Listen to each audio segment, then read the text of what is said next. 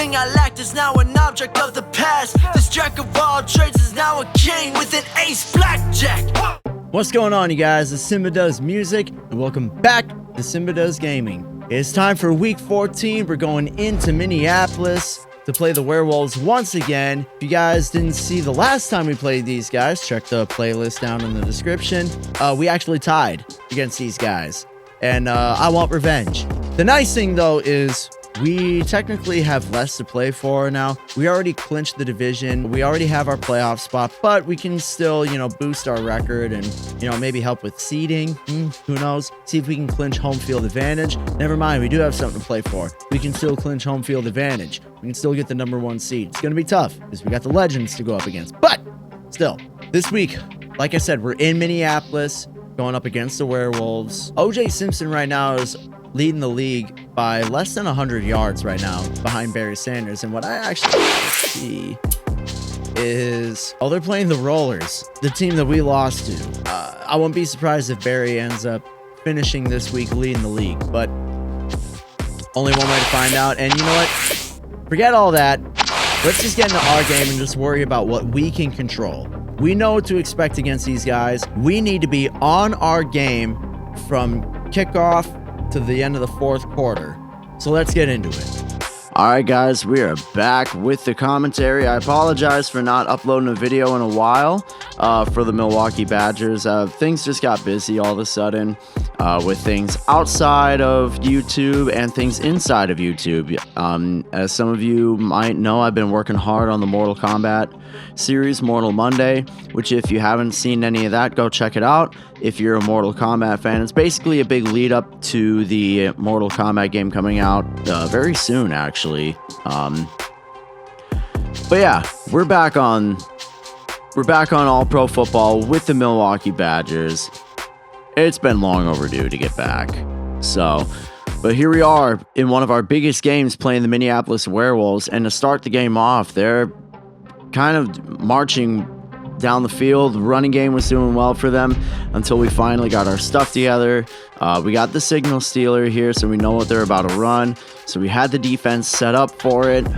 And then second down, handoff, and Studwell is right there to make the stop. And then we actually got another signal stealer here on third down, which is really not. It's rare that you can get back-to-back signal stealers, but I guess it depends on what the team is. But we give up the big 3rd and 16 when we could have easily gotten off the field. God, that was annoying. And this really should have been at least 1st and goal on the 1, but Charlie Waters came in, laid a big hit on him to knock the ball loose, incomplete. Second down, they try a little dump off, and we had the defense there to make the stop. And then it comes to third down, and they throw to the end zone, and at first they actually called it incomplete, and the Werewolves challenge it. Now when you see here, he gets 1 foot in. I don't know if they changed the rules where in All Pro Football you need to get 1 foot in, or if it's 2 feet, because he clearly only had 1 foot, yet they still called it a touchdown, which that's annoying. But either way, we're on offense now, and kind of improvising first, we get the deep shot to Pete Metzelaars and get the big gain off of that. And then we hit him with double weak stretch, Old Faithful, and it works. It works very well. We get about 20 yards off of that. From that one play, the blocking on that play just lines up so well. I'd say about 70 to 80% of the time. We try a pass on first down, and it gets batted at the line, and so we run a strong trap on second down, and after bouncing off the blockers like a pinball game, we get to 3rd and 2, which then, we run Old Faithful one more time to set up 1st and goal, and we do the little shovel pass to OJ. So OJ gets a touchdown, and Len Dawson also gets a passing touchdown. So we answered, right? Excuse me. Now we're back on defense, and the big thing is we have to be ready for everything. Just like how they have to be ready for everything that we could potentially call, we have to do the same. So they could run, they could pass. Either way, we gotta be ready for it. And so far, we've kind of figured out how to defend their running game. First drive, it didn't go so well, but now we kind of have it figured out where we can get the defenders there to make the tackle, which leads us to a 3rd and 4 where we get a sack. A big sack near inside of the 2-minute warning, so we get the ball back. We end up on the 3-yard line, so you know what's coming. We run Old Faithful, and we get a big gain off of it. One man to beat, and I, for some reason, tried to put a move on him, and it slowed him down enough that OJ was able to get tackled. So, but now we can start hitting him with our passing game. We get a really nice pass to Alvin Harper. Call timeout with 36 seconds left. On 1st down, after that, we throw to the end zone, and James with a really nice catch right at the goal line for us to go up 13-7. Getting pretty close to halftime. Obviously, we make the extra point, so 14-7 with just a few seconds left. So they try to dump off to Leroy Kelly on 1st down, get some nice yards, but he was able to get out of bounds as well. But it looks like they don't want to really go for points because they call a signal stealer and they're just running it right up the middle. And obviously we're right there for it. But then apparently they do want to go for it because they go no huddle. And we get another signal stealer and they run it again. And this time they get a little better run off of it. And they end up using their final... Well, actually, they didn't use any timeouts. That's crazy. They used one of their timeouts to set up a Hail Mary and batted away incomplete. So there's all your stats for the first half. Pretty happy with how it's looking so far. As long as we don't turn the ball over, we should be good. Here's a quick word from our sponsor, Dubby. Hey, what's going on, everyone? We're at the new house right now, but that's not really important to what we're doing right now. Are you a caffeine addict just like myself? Are you someone who needs caffeine on a regular basis, but are you tired, literally, of all these big energy companies that just pack all of their energy drinks with sugar so that you crash hard and you get the jitters from it, and the only thing to calm all that is to drink another one? Do you need something that's a little longer lasting?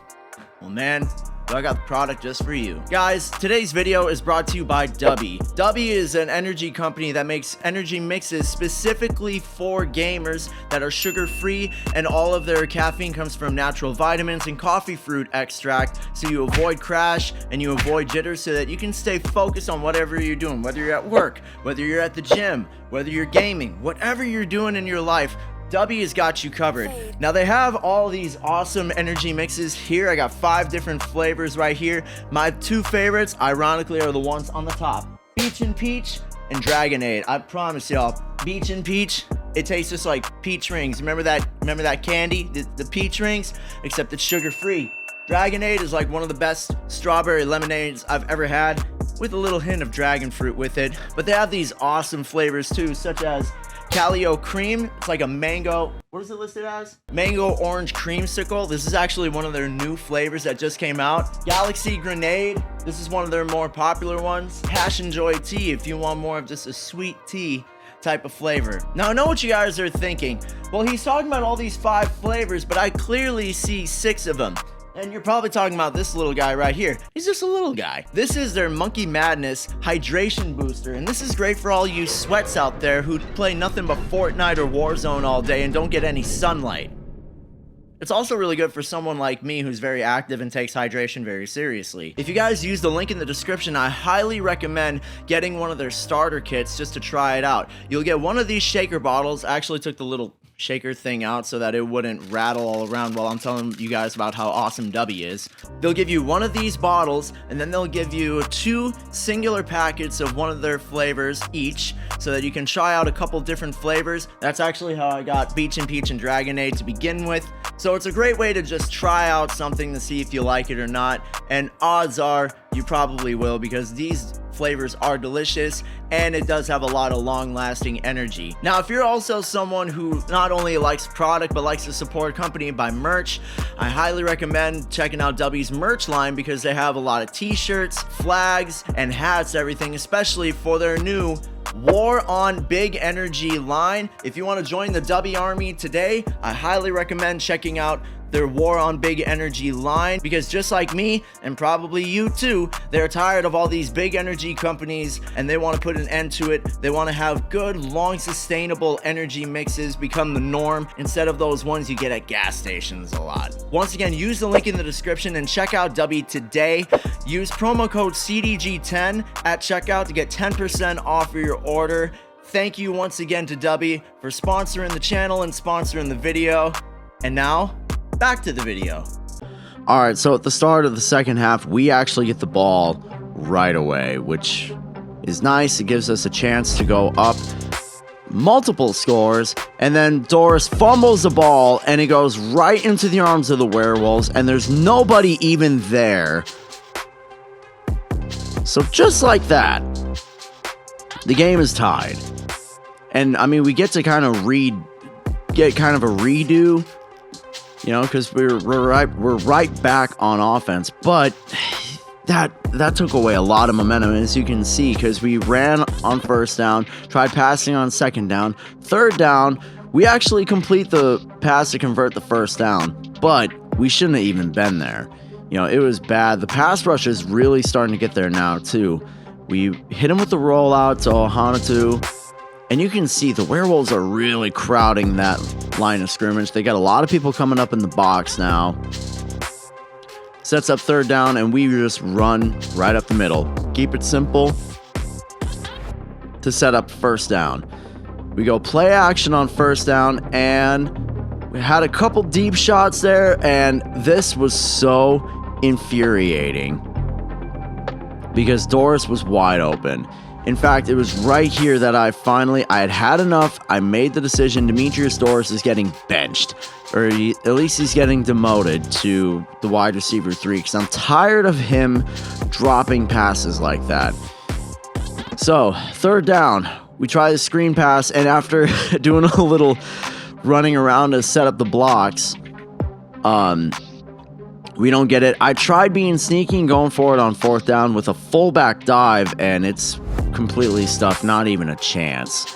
So, and then they complete the pass there. I don't know who the receiver is. I think it's Rick Upchurch. Touchdown, Minneapolis Werewolves, and now we're down. Now our back's against the wall.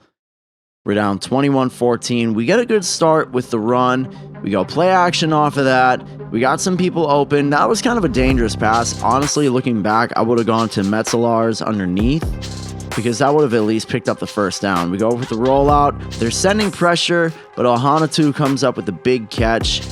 Len Dawson somehow able to get the pass off. Go for a pass on first down, and he gets hit right as he threw it. So an OJ here just doing what he can to get back to the line of scrimmage, but it wasn't working. We get to 3rd and 13. Throw, and it's incomplete to James, so we punt it away because I still have faith in our defense. Yes, we gave up the touchdown, but they've played well all year, and especially when we get signal stealers like this, you know, it's always going to help us know what they're running. So on 2nd and 5, they're trying to get us to jump off sides. They're trying to get it down to the 2-minute warning, and we get the big stop. And that should lead us right to the 2-minute warning, which it does. 3rd and 4, right here, need a stop, and we don't get it. But the nice thing is we have all of our timeouts. So, if we can just get a stop here, but unfortunately, we don't. And we can't even make the tackle. Touchdown, Minneapolis Werewolves. And that seals the game. I mean, we can do whatever we want to score more points, you know, but the game's out of reach. So all this stuff that you see right here is us at least trying to make the score look a little better. So, like, we complete that nice pass to... Oh, now Doris wants to make a catch. We get that deep pass to Alvin Harper. Listen, we're down, but we're not going out without a fight. Even if we're not going to win, we're going out swinging. You know, that's my mantra, is no matter what, you always go 100%. And so, but it forces us to make some really dangerous decisions, some really dangerous passes. OJ with a really nice catch there, and we actually score. There's a minute left, so there's still a chance. All we got to do is get this onside kick, and it comes up, and not a prayer. Not a prayer at all for that. So that is ultimately going to do it. We face our second loss this season, 28-21. Here's a look at the final stats. One turnover really did end up making a big difference. But yeah, I'll see you guys next week. All right, man. Well, that one stung. It really did. I really wanted, above getting to the playoffs, I wanted to completely sweep the division, but it wasn't meant to be. Actually, what am I talking about? We lost our chance to sweep the division when we tied with them. They have bragging rights on us. They tied us and then beat us. We never technically beat them. That hurt. And let that be a lesson that in football, one turnover can make a huge difference in the game. I'm not trying to put the whole game on that, right? There's things we could have bounced back from that, but it really ended up making a difference. That and the third down play too, where Leroy Kelly busted open for the touchdown when we really needed the stop. That hurt. That's our second loss on the season, man. Next week, we're on the road in Chicago. We play the Beasts again. Last time was just a crazy, crazy game. If you guys are excited to see the next episode, you want to stay up to date, make sure you subscribe and turn on post notifications. If you like this video, let me know by leaving a like. Comment down below what your favorite moment of the game was. Also, let me know down below what you want to see in future games, future teams, or anything like that. Open to suggestions. Until next time, you guys, I'm CYMBA Does Music, and I'll see you guys later.